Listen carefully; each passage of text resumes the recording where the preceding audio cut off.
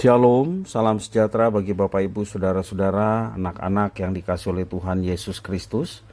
Jumpa kembali bersama saya, Pendeta Eka, di dalam renungan firman Tuhan pada hari ini, hari Kamis 14 Maret 2024. Sukacita dan damai sejahtera dari Tuhan Yesus kiranya menyertai hidup kita sekalian, puji nama Tuhan. Pembacaan firman Tuhan hari ini sampai pada pembacaan surat Petrus, 2 Petrus pasal yang kedua. Kiranya firman Tuhan memberkati kita sekalian. Baik, sebelum kita akan merenungkan bagian firman Tuhan bacaan hari ini, mari kita akan berdoa bersama.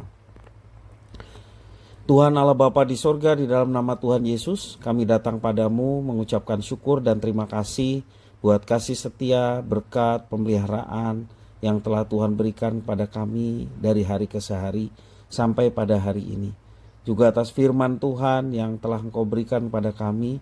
Biarlah setiap kali kami membaca, merenungkan, Engkau yang berikan kemampuan untuk kami dapat memahaminya. Serta Tuhan yang menuntun kami untuk dapat menjadi pelaku-pelaku firman. Sehingga nama Tuhan dimuliakan melalui hidup kami. Terima kasih ya Tuhan, inilah diri kami sedia untuk belajar firman-Mu. Demi nama Yesus Kristus kami berdoa. Haleluya, amin.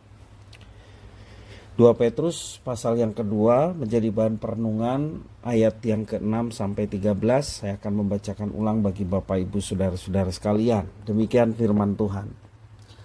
Dan jikalau Allah membinasakan kota Sodom dan Gomora dengan api dan dengan demikian memusnahkannya dan menjadikannya suatu peringatan untuk mereka yang hidup fasik di masa-masa kemudian. Tetapi yang menyelamatkan Lot, orang yang benar, yang terus-menerus menderita oleh cara hidup orang-orang yang tidak mengenal hukum dan hanya mengikuti hawa nafsu mereka saja. Sebab orang benar ini tinggal di tengah-tengah mereka dan setiap hari melihat dan mendengar perbuatan-perbuatan mereka yang jahat itu, sehingga jiwanya yang benar itu tersiksa. Maka nyata bahwa Tuhan tahu menyelamatkan orang-orang saleh dari pencobaan dan tahu menyimpan orang-orang jahat untuk disiksa pada hari penghakiman, terutama mereka yang menuruti hawa nafsunya karena ingin mencemarkan diri dan yang menghina pemerintahan Allah.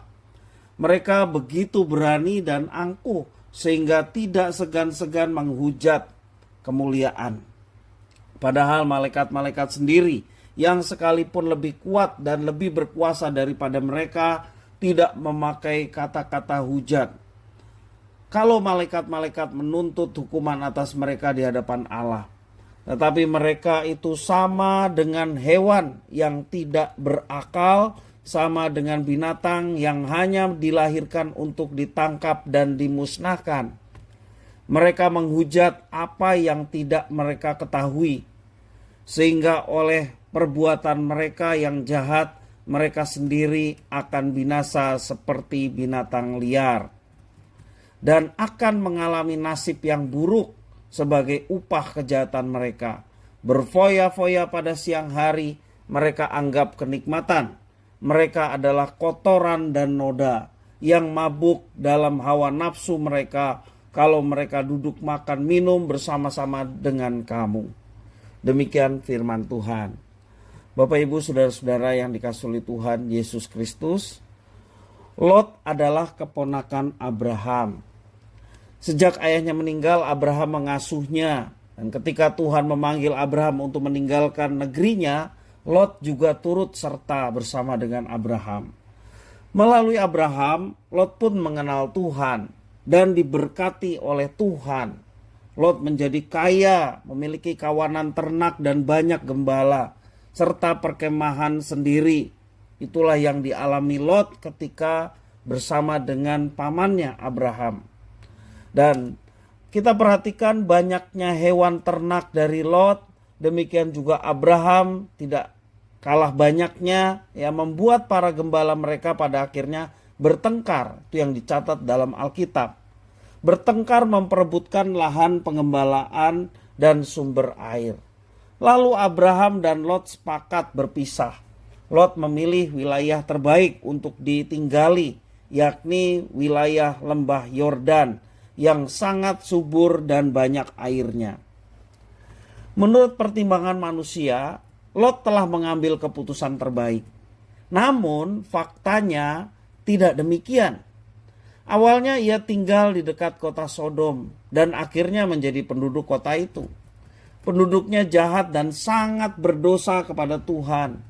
Mereka mempraktekkan kehidupan amoral dan kekejian di hadapan Tuhan.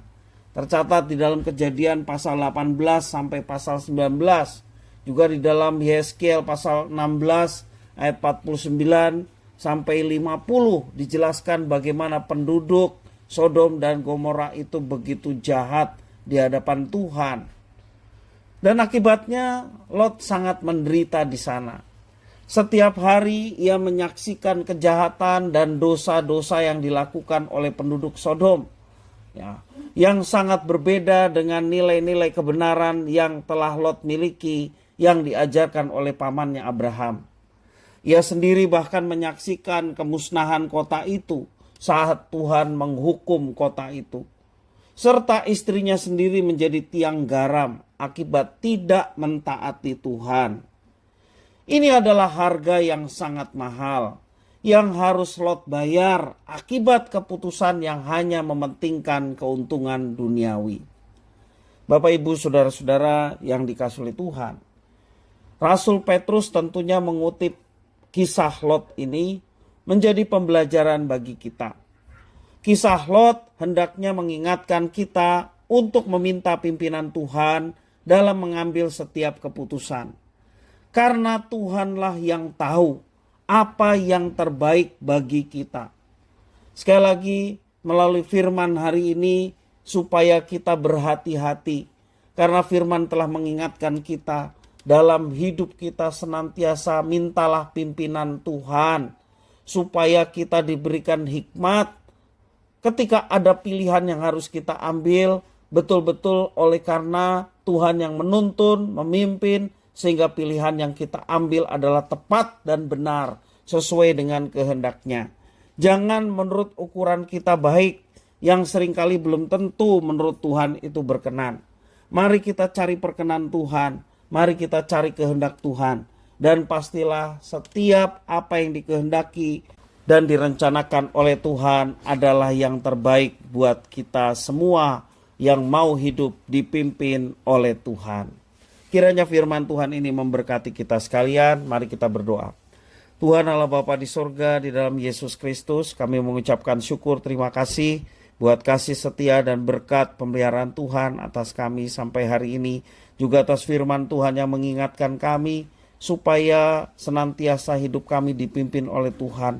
Sehingga kami dipenuhi oleh hikmat Tuhan. Dan kami tidak salah memilih ketika kami diperhadapkan dengan pilihan. Dan kami betul-betul tepat melaksanakan apa yang dikehendaki oleh Tuhan dalam hidup kami. Semua karena berkat pertolongan-Mu. Terima kasih ya Tuhan, inilah diri kami, tuntunlah hidup kami dalam menjalani kehidupan ini. Semua doa, permohonan, ucapan syukur kami haturkan demi nama Yesus Kristus, Tuhan dan Juru Selamat kami. Haleluya. Amin.